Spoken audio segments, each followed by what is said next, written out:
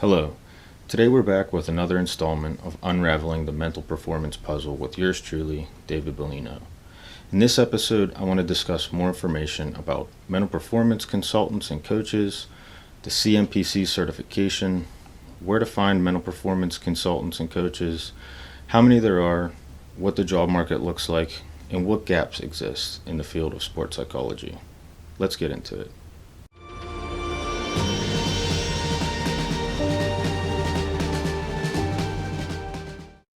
Now let's start off with some numbers, because I don't think everyone knows how many mental performance consultants or coaches are out there.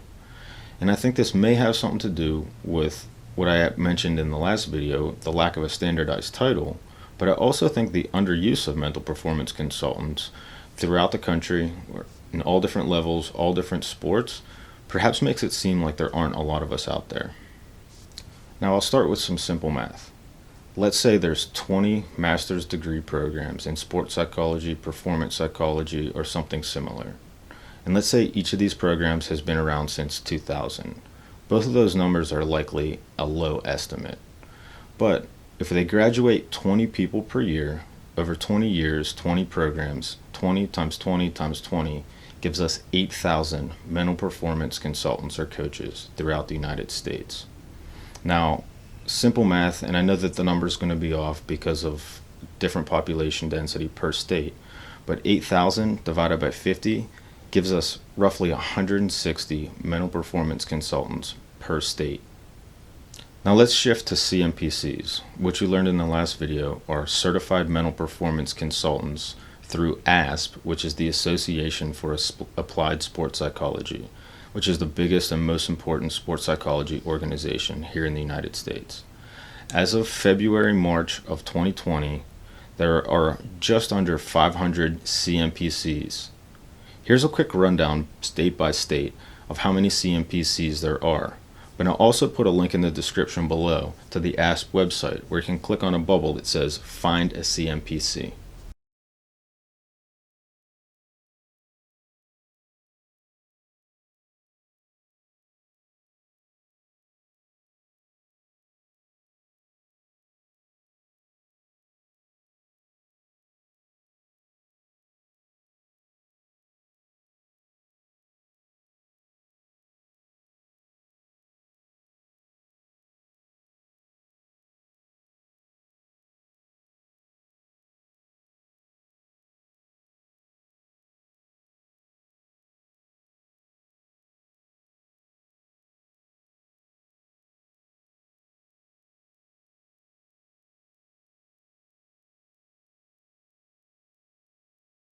Now, I think some people will see the vast difference between 8,000 graduates with a master's degree in sports psychology, but only 500 CMPCs, might be curious about why that difference exists.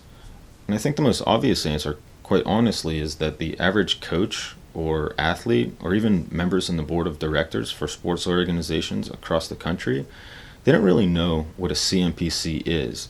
They might not even know what a mental performance consultant is. But I'll use the comparison that I've used in the past. How many of those same people know what a strength and conditioning coach is? And for those of us in this field of sports psychology, it's a sad truth. We fly under the radar.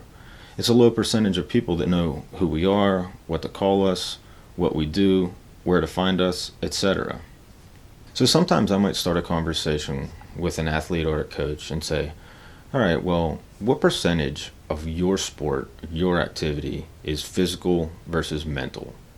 And it kind of depends on the sport. So in sports like baseball and golf and tennis, some people might say that the mental component is a little bit more important, whereas maybe someone in powerlifting or hockey might say that it's 50-50 or even more physical.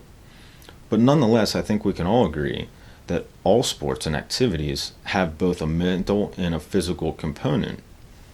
Now, if we take this conversation a little further and ask athletes or coaches how much they invest in the physical or the mental side, I think we can use the same comparison as earlier and say that, well, a lot more people probably invest in their strength and conditioning coach than invest in their mental performance coach. And I actually think this kind of makes sense because what a strength and conditioning coach is much more visible than what a mental performance coach does. When we talk about mental performance, we're talking about what's going on within an athlete's psyche, within their brain, how they think, how they act, and how they respond to certain situations. Whereas a strength and conditioning coach, the results are more visible. We can increase our lifting capacity from this number to this number. We can increase our vertical jump from this number to this number. We can cut time off our 100 or 200 or mile from this time to this time. We can be able to bench press from this number to this number. So what a mental performance coach does isn't always visible. A strength and conditioning coach is more visible. So one of my dreams, one of my goals is that more sports organizations reach out to mental performance consultants. If there's over 8,000 of us with master's degrees in sports psychology across the country, I think there's great potential for us to be embedded in more sports organizations. And as I mentioned in past videos, Major League Baseball, the U.S. Olympics, and the U.S. military have already made that push.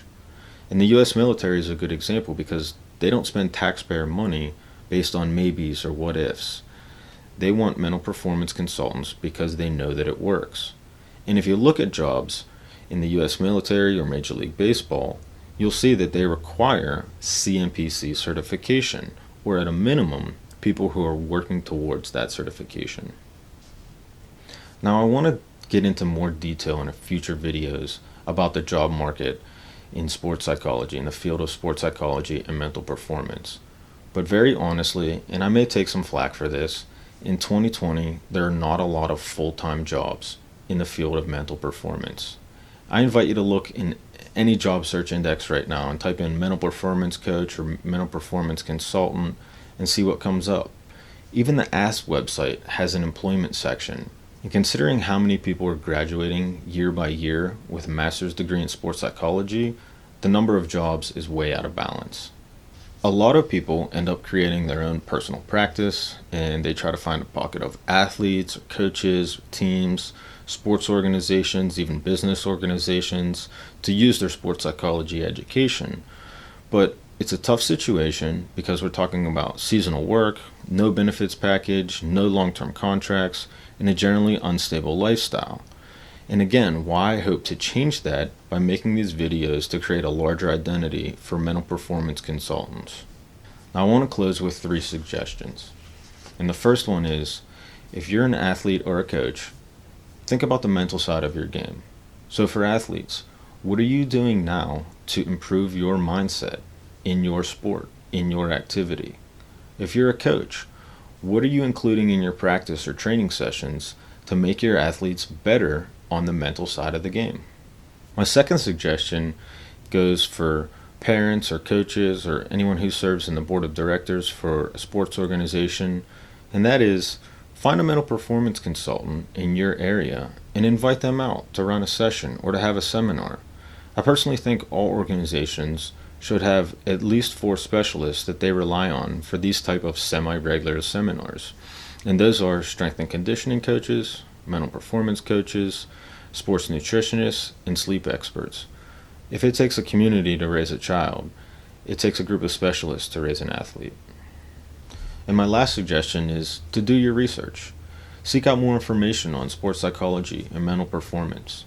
I'd love it if you subscribe to my channel to continue to learn more, but there's a lot of really good books, magazine articles, research articles, and extremely knowledgeable people in this field. I think if you have a healthy curiosity, you'd be surprised at how much good information is already out there. And on that note, I thank you for tuning in today to help unravel this mental performance puzzle, and I hope to see you next time.